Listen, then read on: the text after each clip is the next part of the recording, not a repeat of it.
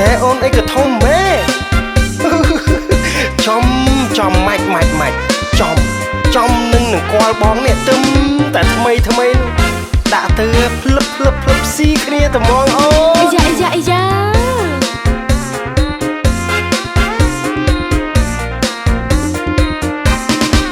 បានជួបស្រីគឺជានិស័យហើយមុំខ្យល់បក់គង់ភ្នំស្ដាប់ចាបយំបំពេនៅម្ដុំនេះដីស្រីល្អជាងគេបងចង់ប្រាប់មាសមេថាស្រែអូនធំក្រៃ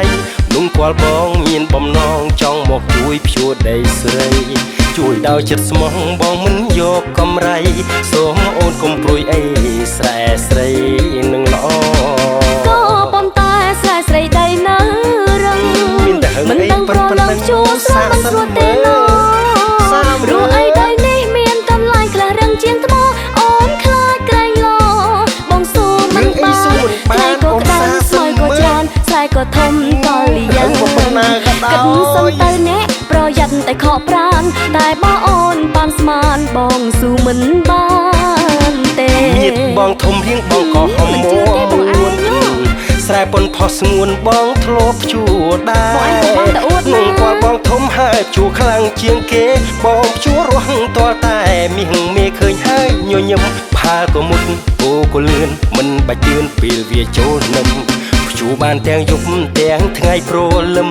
ទូបើកភ្នែកព្រមក៏បងខំឲ្យរួចអូកូនហើយដែលបងចង់ជួយស្រីតែមកទៅថ្លៃប៉ុនជាប្រក្បាលខូចបងខលណាស់គ្មានប្រុសណាប្រដូចបត់ស្រួចប៉ុណ្ណាខាងដើមញ៉ែគេស្រីឲ្យភ្ជួរសាក់មើលសិនតើបងប៉ុនភ្ជួរដែរទេហើយនាងកលនឹងវាខ្លាំងប៉ុនណាមាសមេបើបងប៉ុនពូកែអូនព្រមអូនស្រែបងដីគ្មានសល់ទេស្មៅបងឯងកុំបកែតមាត់ណាអូនព្រមមែនអីអូមែនតាអារឿងភ្ជួរនេះបងជំនាញហើយអូនមិនបារម្ភទេពីងក៏បានផ្អងក៏បានគោះក៏បានចែវក៏បានដែរជាពិសេសអង្គលបងវិញអើយមិននិយាយទេមៀតបងធំរៀងបងក៏ហមមួនស្រែប៉ុនផុសស្ងួនបងធ្លាប់ជួដែរនឹងគាត់បងធំហើយជួខ្លាំងជាងគេបងជួរស់ទាល់តែមាសមេឃើញហើយញញឹមផាលក៏មុតអូក៏លឿនមិនបាច់ជឿនពេលវាចូលនឹមជួបានទាំងយប់ទាំងថ្ងៃព្រលឹម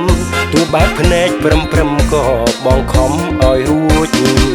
អូកូនហើយដែលបងចង់ជួយស្រីតែមកទៅថ្លៃប៉ុនជាប្រក្បាលខូចបងខលណាស់គ្មានប្រុសណាប្រដូច